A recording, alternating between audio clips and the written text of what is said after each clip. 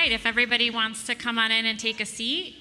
So we just had the Passkeys 101 in here. We did get some questions around enterprise deployment. How do passkeys fit into a workforce or otherwise enterprise scenario? So Target was an early adopter, has been an early adopter of FIDO, and Tom Sheffield, who's the Senior Director of Cybersecurity at Target, if you don't mind me saying, is a champion of FIDO and also has an Emmy. So Tom is here to talk about enterprise considerations for passkeys in the enterprise. Anyway, here's Tom. And not the Emmy. All right, well, thank you for the introduction, Megan. I am Tom Sheffield, Senior Director of Cybersecurity. Just a couple weeks ago, I celebrated my 29th anniversary of my professional career. And I realized I'm a lot grayer than I was when I started, and I feel a whole lot older as well. But I did the math really quick, and I spent about 2/3 of that time inside of the identity ecosystem. And what I've seen over my career here is a number of identity standards and protocols sort of go through the adoption curve. And as Andrew mentioned this morning, I really think FIDO right now is at that tipping point, and it's going to be all of our collective efforts that are going to help push it over the edge. So my hope today is that you understand where FIDO fits within your enterprise, using some of our lessons learned, as well as some other material that I'll share throughout the way. It was just about 18, 19 months ago where we saw the concept of passkeys introduced by the FIDO Alliance. And then just 1 year ago, I think Andrew mentioned that as well this morning, that we saw the first commercial implementations from both Apple and Google. And over that time, we continue to see more and more adoption. If you attended Authenticate 2022, I was on a stage very similar to this one, talking about our journey to deploy passkeys. That's the second time I'd given that talk. And at the 11th hour, as I was approaching that conference, I put together a singular slide that you see here on the screen, which really talked about sort of our initial impressions as we got to understand what passkeys were in the 5 or 6 months since when they were introduced to when I was on the stage. And I'm back now a year later to sort of dive a little bit deeper into what we learned and how we've assessed them in our environment and for our environment. And hopefully that's something that you'll be able to pick up from today. I'll also highlight that earlier this summer, the FIDO Alliance released a series of 4 white papers really geared towards enterprises in their adoption of passkeys. If you're not familiar with these white papers, they're targeted at anybody that's running just password-based only flows or anybody with moderate or high assurance use cases. So the considerations that I give you today are all going to be covered in a little bit more detail in those white papers, so I'd encourage you to check them out. Again, use them as your guide to help with your assessment and rollout. Now, let's jump right into the first consideration, and I'll offer this probably as more of a statement than a consideration. Passkeys are a password replacement. They are faster, safer, and easier to use than a password. Passkeys are a FIDO credential, and they are phishing resistant, they're cryptographically backed, and they leave no secret to be compromised, right? So if you remember nothing else in the conversation today, just remember that passkeys are significantly improved over passwords, period. If we think about FIDO passkeys on a security spectrum, you begin at the far left-hand side with the password. And we all know the inherent weaknesses and limitations of passwords in our environment today. They are a 60-year-old security technology, and I can't think of any other 60-year-old security technologies that we use to protect our users and our environments today. Slightly to the right of that, you have this concept of the legacy multi-factor authentication. Tim referenced this multiple times in his presentation moments ago, but really it's a Band-Aid, right? You're layering a phishing-susceptible second form of authentication on top of a phishing-susceptible first form of authentication, right? It protects against, or is adequate or somewhat adequate, against opportunistic password-based attacks, but it's no longer adequate or sufficient when you start talking about targeted user attacks through phishing and things like that. So we really need to move forward from there as quickly as we can. We get into the concept of passkeys now, and Tim also referenced the concept of device-bound passkey. I would refer to this as a first-generation FIDO credential, and I can say that because we are an early adopter of FIDO, so I've lived through the FIDO world before passkeys and now with passkeys. And really the key here is that passkey never leaves a device. We continue to see device-bound passkeys represented as hardware security keys, and then even Microsoft's implementation is a device-bound passkey. That passkey never leaves the device to which it's initially registered. And then somewhere in the middle of that spectrum, I'm going to suggest right of center, you have the concept of a sync passkey. And these offer all the user experience benefits that have been highlighted before, but they really introduce some new considerations that we'll talk about in more detail today. Both Apple and Google are deploying sync passkeys in their deployments today. They've been doing so for, again, about a year or so. Tim also mentioned that the opportunity arose with the way the passkey specification was written for additional providers to get into the mix. So we're beginning to see password managers become passkey providers. So Dashlane and OnePass are a couple of the first couple that have now deployed passkey support. So as a passkey provider, they can now issue and manage passkeys on behalf of their users. The second consideration is around multi-factor authentication, and I'm going to suggest right now that passkeys can be used for multi-factor authentication. Whether or not they can be used in your environment is something you're going to have to figure out locally, and I'm going to give you a couple things you might want to think about to help guide you in that analysis and that decision. There was a question in the last talk about the recognition of passkeys inside the NIST framework. So 863B-4, they actually recognize the concept of a passkey. They don't call them out by name, but they reference at the heart of what a passkey really is.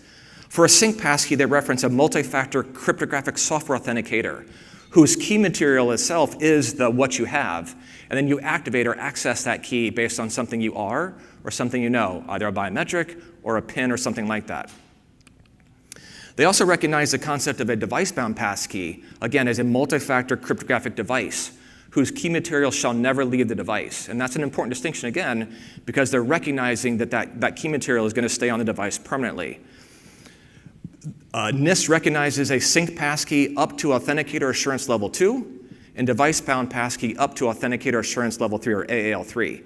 And that distinction becomes very important as you consider your local needs, which we'll talk about next. As you're thinking about which Authenticator Assurance level is for you, I will offer somewhat of a blanket statement and maybe painted a little bit too broadly, but I'll offer it as a way to get you at least thinking. If you rely on passwords plus legacy MFA today, a sync passkey should absolutely work in your environment. It would appear that you have no other requirements that say I must use an AAL3 level of authentication.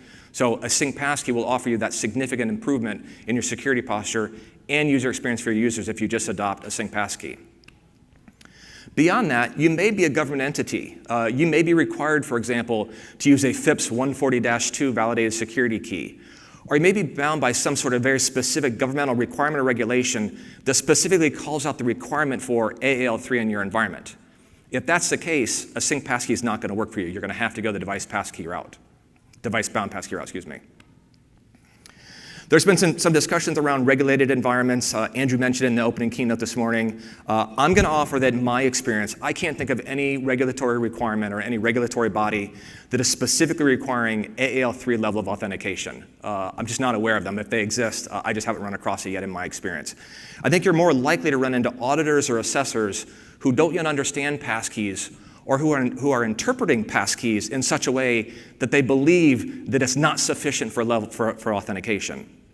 Again, I think this is a great opportunity for us as security practitioners and identity professionals to be able to educate those auditors and those assessors on why a sync passkey is significantly better than a password or a password plus legacy MFA. And then it may also be driven by your local risk appetite. You may, for example, anchor your information security policy around some sort of governmental guidance like NIST or CISA, et cetera.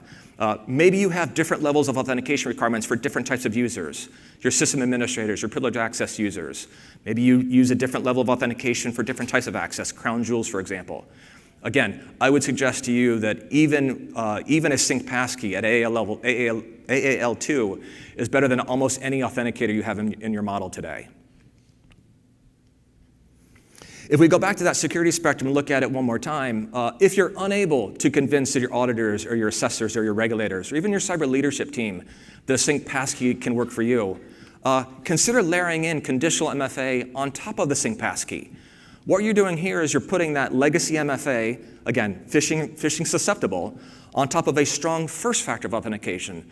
So during an authentication ceremony, if that passkey is presented to you, you can have a high degree of confidence that it's actually the user that's presenting it and not an attacker who's phished that user. Because again, we know that even sync passkeys are phishing resistant, as Tim mentioned. Now, the next consideration is around the client configuration. And this is a little bit about user experience more so than anything else. And we all know how important user experience is, especially when you're rolling out something new to a user. The moment you put something that doesn't work in front of them, they become apprehensive. There's already a level of fear that they have when you introduce something new or changed. And now if you put something that doesn't work cleanly in front of them, they're more likely to bail and abandon the process altogether. So that user experience is really important as we think about passkeys. The first one's around the MDM configuration. If you provide corporate devices to users and manage them through an MDM, or you support some sort of BYOD program and you're managing those devices through your MDM platform, you have to make sure that you're not blocking the syncing of the information up to the cloud sync provider, or the sync fabric. In Apple terms, this would be your iCloud keychain, for example.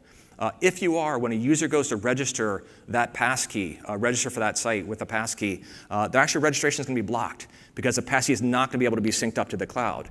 And so as a result, your user is dead in the water. They can't change that configuration because it's done by the administrators who manage the MDM, which obviously makes sense. Now, the user also has to be logged into their cloud provider sync fabric. This is also important because if they're not logged in during that registration event, when they attempt to register that passkey, it's not going to be able to be synced up to the cloud. So they're going to be prompted, hey, you need to log in. What's your company policy on allowing or requiring or disallowing or not encouraging users to log in from personal devices, from work devices, into a personal iCloud account, for example? Really have to understand the implications there because what you guide your users to do will really influence how they're going to be able to register that passkey. And then finally, device configuration also matters. Tim mentioned the cross-device authentication flow. That's really, really important in those bootstrapping type scenarios that he mentioned before. But again, it's a situation where if your user doesn't have NFC enabled or they don't have Bluetooth enabled between the devices, during that registration flow, they're going to be prompted to turn it on. And we all know that anytime you put a prompt like that in front of a user who already doesn't know what they're doing, it creates an opportunity for them to exit the flow. And if they exit the flow, they're not going to be able to register the passkey, and they're not going to get the benefits that you sought to deliver them by deploying passkeys in the first place.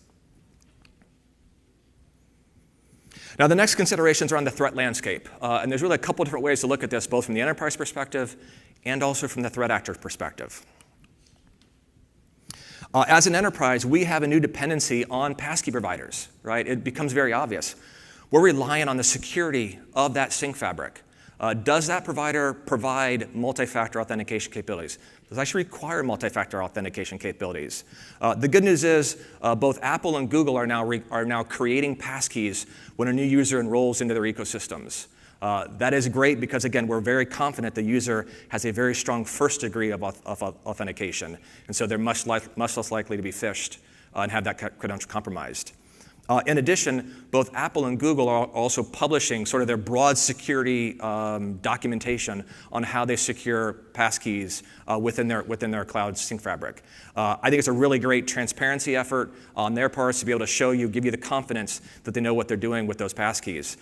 If you choose to use another passkey provider, my hope is that they also provide that same level of transparency for you as well, so you can become familiar with their capabilities at the same time. And the other thing to consider is around attestations. And attestations is a topic that's probably a little bit maybe advanced passkeys 201, if you will. If you're not familiar with them, don't worry too much. It's actually a little bit deeper than I have time to go into in my presentation today. But what I'll highlight is a challenge with passkeys is that within the passkey specification, attestations from the providers are now optional for both sync passkeys and device-bound passkeys. So what this means is during a registration event or authentication event, when a passkey is presented to you from the user after they've gone through that authentication ceremony, you don't necessarily have a high degree of assurance or confidence that you know from which provider the passkey was generated. And so therefore, you don't have a way to handle a new or unknown or a non-trusted provider. And so you're going to have to make some concessions, if you will, or make some decisions around how you want to handle that. There's still a little bit of information that you might be able to glean from the whole transaction, but it's not as clean as it was when we had attestation in the first generation. The next considerations around those threat vectors. The attackers are not dumb. In the same way that you're all here right now learning more about passkeys, they're doing their due diligence as well, right? Their job is always to compromise an account or compromise an enterprise.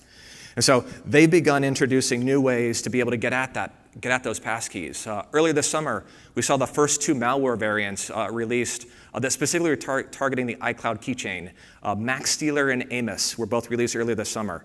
And they're really going after those iCloud keychains, and they want the passkey. So that end-to-end encryption really becomes important if they're able to get it. What it means to us as an RP is that we have to make sure that we're encouraging our users to stay up to date on their OS patching. Remember, these oftentimes are devices that we don't manage. And so we want to make sure that those users stay current on their patch levels, because we want to make sure that they stay protected from new or emerging threats. And then there's also the risk of downgrade attacks. Downgrade attacks exist because users will still have passwords or we will also have passwords in our environment. I'm not aware of any RP who's deployed passkey support or FIDO support broadly and simultaneously eliminated the password from their environment. That means it still exists. And the moment because it still exists, that means the attackers can still go after it. So as an RP, as an enterprise, we want to make sure that we continue to rely on our risk engine and any form of conditional multi-factor authentication for any of those password-based flows that still exist in our world today. We also want to make sure that we continue to require strong identity verification processes when users engage us for support for either a password reset or some sort of account unlock flow. Because again, we want to be able to identify our users from the threat actor and make sure that we're enabling our users but blocking that threat actor. And then finally, I would suggest that passkey education is going to become really, really critical, not just for the users themselves, which we'll talk about, but also for some of your stakeholders and partner organizations. Synced passkeys specifically introduced this new authentication paradigm that we'll talk about next. Now, it's pretty obvious to say that synced passkeys sync. Really, they offer that enhanced user experience above a traditional or first-generation device-bound passkey. But they're portable. Whether they're portable because they're presented or shared during an authentication event, or they're shared via an airdrops locally, for example, we now have a situation where there's passkeys sitting across multiple devices that we and our partners have to be aware of. So as an RP, we have to educate our users on the risk of sharing a passkey, just like we've provided guidance historically on sharing passwords. We also have to, again, stress the importance of making sure that the operating system stays patched, because, again, we want to make sure we're protecting against those threats that exist at the device level. And then finally, because the user can have multiple passkeys within their personal ecosystem, it's really important that as an RP, we provide users with visibility to the various passkeys in their environment to be able to help them be able to manage them. So think about an account settings page, for example, right? We need to be able to identify at a login transaction that a user's presented a new passkey, and then during that authentication ceremony, we want to make sure we record a copy of it so we can record it onto their account settings page, so when they come back later on, they can see the number of passkeys they have on their account, and then they can understand how they want to manage them. If I delete it from the RP, what are the implications? If I delete it at the RP site specifically, what are the implications? If I delete it on my local device 3, but not 1 and 2, what are the implications? So it's really important they understand how they're going to effectively manage their passkeys in this new paradigm. And the other consideration with synced passkeys is that there's no proof of origin. So as an RP, we won't know that a passkey that's being presented to us was being presented from the device to which it was originally registered or from a device to which it's been synced. And so based on that information, you may choose to do things differently. I may choose, for example, to trust with a higher level of confidence the device to which the passkey was originally registered because I know it never left that device. I know that it's on Tom's iPhone. Whereas if I'm seeing it be presented from a different device, one to which it's been synced, I may treat that a little bit differently now because I don't have as much assurance that I can trust the whole ecosystem around that syncing process. So it's just something to consider as you're thinking about how you want to handle synced passkeys in your environment. And then because passkeys are portable, there's also this new paradigm to consider, which is passkey cardinality. If you think about passwords today and think about your experience with passwords personally, in almost every case, you have a single password per site. There's very few situations, right, where you need to create multiple accounts with a provider. I can think of maybe 1 or 2, but for the most part, the average user is going to have 1 password per site. I mentioned before the idea of syncing passkeys, again, through an authentication event or through some sort of airdrop type event. And because of that, users are going to run into situations where they're going to find multiple passkeys across their environment. Talk about the situation again where I register at an RP site on my iPhone. A single passkey gets created and synced up to my iCloud account, for example. Because of the portability of passkeys, I go over to my Mac and I log into that same RP site from my Mac, and that passkey gets synced onto my Mac device, and now I have the same user experience and security benefits on 2 devices. But there's 2 copies of the same key now sitting across two different devices. And let's just say, for the sake of argument, that site's a retail site, and I decide that I want to airdrop that key to my wife because we share the same account. We want to make sure that our account's protected from any device that we use. So now there's a 3rd copy of that key that gets protected, but now it's in her sync fabric as well as mine. So it gets a little bit more confusing in this situation. As a user, I have to understand which device has which passkey and how do I manage each one effectively, like I talked about before. But in a similar way, you have to help your help desk be able to understand the same thing. If I or my wife were to call into the help desk and say, hey, we're having trouble logging in, they need that same visibility to the different passkeys on our account to make sure that they can help us log in or manage them. And then finally, think about your Security Operations Center, your SOC. If you think about an account takeover incident that you may be running in today, generally speaking, as part of the SOP, the first thing that a SOC analyst generally does is lock the account or disable the account and reset the password. They're doing so because they want to regain control of the account. That's great and that's necessary. But with passkeys, remember, we just introduced a new way to get into that same account. So it's very important that they also understand that in addition to those 2 steps, they have to add a 3rd step now to make sure that they're managing or disabling that passkey or deleting that passkey at the RP site at the same time, because the attacker may actually have control of that passkey. And you want to make sure that you're closing all doorways to the environment to that attacker. So it's really important that they understand what a passkey is and how do they view it and manage it in your environment. So what I'll offer today as we head into the home stretch here is that everything that I've offered right now or so far is a consideration only. Nothing is a roadblock. I believe that every organization has an opportunity to use passkeys in your environment. And I believe firmly that they offer a significantly improved experience over passwords. Again, if you take nothing else away from a conversation today, please remember that passkeys are significantly better than passwords or passwords plus legacy MFA. Period. Don't think of anything else. Just make sure that you're considering using them. Whether passkeys can be used as a multi-factor authenticator in your environment has those local considerations. And some of what I talked about today and some of what you're going to read in those white papers will really help you with your assessment as you understand them and decide to roll them out. And then finally, don't wait. This comment's been made now a couple of times already today that I've heard. Again, passkeys offer that significant improvement. So begin taking action today. Go back to the office on Monday or Friday, whenever you get back, and really start thinking about how do I advance this program forward in my organization. If you need to, you can consider sync passkeys in sort of your phase 1 or your MVP 1. Think of them as a password replacement. So just swapping out where I would have entered a password before, except a sync passkey or a passkey in general, but even a sync passkey in general. And then layer in that risk engine and conditional MFA on top of that. Now you get the benefit of having that strong first factor of authentication, and you also get the comfort of your auditors, your partners, your cyber leadership team, et cetera, get the comfort of seeing that second factor be introduced. You don't get all the user experience benefits that FIDO provides to your users, but you can feel comfortable that you're still protected in a much, much better way than you were before. And with that, my time is up. Feel free to connect after the conference or drop me an email and let me know how you're doing. And I'll take some questions. Hey, hello. Oh, thank you. Yeah, thank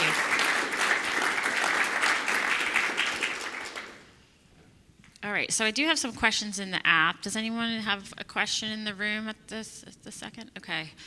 It seems like just looking at some of the questions in the app that there's just some kind of fundamental stuff that folks are wondering about. So one, I think you said this, but to be clear, as an Enterprise RP, you cannot tell when whether a passkey has been synced or not. Is that true? That is true. During an authentication event, the passkey that's presented to you, you won't know with today's mechanisms whether or not that's the device to which it was already registered or a device to which it's been synced through any of those other events that I mentioned. Okay. And then, all right, let me kind of rephrase this. So in the scenarios that you showed where the passkeys being used to sign into other devices or airdrop to a spouse, as an Enterprise RP, can you block those sorts of movements of passkeys, synced passkeys? Neither one. So sync passkey, again, by its very nature, it's portable, right? That's the beauty, that's the design of the sync passkey model. So if you're logged into the same sync fabric, you'll be able to sync that passkey down the device. With airdropping, it gets a little bit more constrained. It requires proximity, right? And it requires the contact that's going to receive it to be in your address book. So I can't randomly walk down the street, give them to everybody that I want. So I must be very intentional with it. Again, I would anticipate I don't walk down the street yelling at my password to everybody or randomly give my password away. So I likely wouldn't do that with my passkey. But it does require, does enable it in the capability that Apple provided within the Apple ecosystem. Does anyone have any other? Okay, cool. I thought you might. You know, I'm going to start over here because I'm closer to the side. Yeah. Lori's going to grab another mic. We have about 4 minutes or so. So can you talk a little bit about revocation? So if someone leaves your enterprise with a synced passkey, how do you know that you have revoked all of the incidents of them? Obviously, you don't have access to their device, so you're not going to go grab their device from them as you're leaving, or if they've already left, you're not going to get the device back. What you do is you'll delete or disable the registration, the passkey credential within your RP itself. So that's effectively the same as disabling or deleting the account from your identity store. It's the same impact. Once you do that, that passkey, even a local passkey that's left on that device, still won't be able to get into the environment at all because the private key is no longer in your environment. I have a question. So I wonder, how do you force the client to generate the device-bounded passkey over the synced passkey? That's actually done natively by the operating system of the passkey provider. So that's inherently built into whether it be an OS provider like Apple, Microsoft, or Google, or a passkey provider coming from a password manager. Okay. Do you know if there is a plan for allowing the developers to control it, or I mean, like from the framework wise? I'm not close enough to the technology side of the FIDO Alliance implementation, so I'd have to defer that to one of the passkey providers. Unfortunately, sorry. Quick one. Yeah, Tom. So. That would come out of the W3C and the WebAuthn Working Group, and in every discussion that W3C WebAuthn Working Group has had around the RP being able to signal at registration time, I need a device-bound passkey, I need these properties, those pull requests have all gone by the wayside. Basically, the WebAuthn Working Group has decided that is not something they're going to chase at this point, but to the requesters, the questioner's request, if that is a request, put it into the W3C WebAuthn Working Group. From an enterprise perspective, it's an important control that we currently lack. Thank you, Dean. Okay, I think we're at time. So let's thank Tom for a wonderful presentation. Thank you, Tom. We just have a few minutes to transition, and we'll get started in about 3 minutes on our next session.